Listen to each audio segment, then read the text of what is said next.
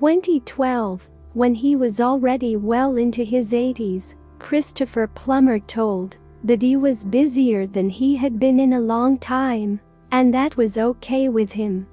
"You never stop learning how to act, both on screen and on the stage," he said. "I feel like I'm starting all over again. Every sort of decade I feel this, and that's very satisfying." The Oscar, Emmy, and Tony Award-winning actor died Friday at his home in Connecticut.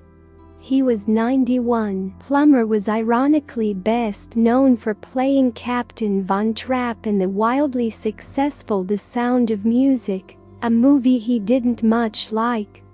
"It is not my favorite film, of course, because I do think it borders on mawkishness, but we did our damn best not to make it too mawkish," he told Fresh Air in 2007. Plummer was quite peeved, explains New York University theater associate Professor Lawrence Maslon, when his voice was dubbed for songs in the film. "You're actually hearing the voice of Bill Leon Rogers and Hammerstein classics such as Edelweiss." Christopher Plummer was a classically trained actor.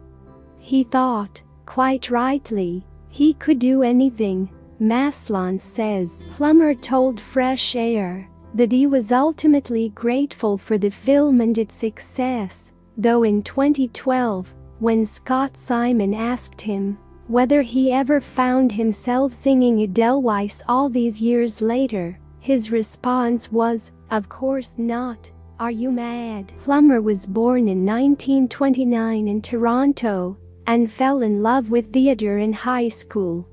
He developed some serious acting chops, playing Shakespearean roles in both Canada and England. "I'm so glad I was Canadian, in a way, because a Canadian can take the best of the British and the best of the American school," he said. "We're rather good at that. We're kind of like chameleons in that respect." He said his relationship with Shakespeare changed over the years. "As you grow older, and you have some experience of life, you see more into the depths of each character," he told Fresh Air. "Take King Lear for instance. It is so very modern in its dysfunctional family, and all of the trappings of power that are disappearing from them is so modern, it's so human. You need to be much older to understand the depths of a part like that," he said. For most of his more than 60-year career, Plummer split his time appearing both on stage and in films. Among his movies were Stage Struck and The Man Who Would Be King. He even played a Klingon general in Star Trek VI: The Undiscovered Country. Onstage, he played Iago to James Earl Jones' Othello. He played Cyrano de Bergerac in a musical version of the Edmund Rostand play, for which he won a Tony Award, using his own voice. "His characters were so big," Maslon says.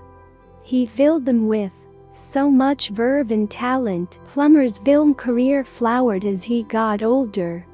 He says playing Mike Wallace in The Insider was a turning point. "The scripts got more intelligent," he said, "an A-level rather than a B+. He was cast in plummy character roles, including J. Paul Getty in All the Money in the World, and a father who comes out as gay at the age of 75 in Beginners, a performance that won him an Oscar. "I adored the part, and I thought it was so well written and so unsentimental and brave and witty and free," Plummer said of playing Hal in Beginners. "It was tackled with such humanity and sweetness and fun." Plummer said the characters he played later on in his career were the ones that interested him. "They're witty," he said. "They've got a wonderful edge to them." His performance as Captain Von Trapp in one of the most popular movies of all time propelled a steady half-century parade of television and film roles. Mr. Plummer's first two marriages, to the actress Tammy Grimes and a British journalist, Patricia Lewis, ended in divorce. In addition to Ms. Taylor, he is survived by his daughter with Ms. Grimes, the actress Amanda Plummer. "I didn't want anything to do with the upbringing of a child," he told The Times in 1982. "I am really very bad at responsibility of any kind. Unless it's my work, I'm hopeless." It was Ms. Taylor, Mr. Plummer acknowledged many times, who curtailed, at last, his liquid nights and general profligacy. "My long-suffering wife Elaine," he called her, in closing his Oscar acceptance speech, "who deserves the Nobel Peace Prize for coming to my rescue every day of my life." If you are new to this channel, then please hit that subscribe button and turn on the bell notification to get updated regularly. Thanks.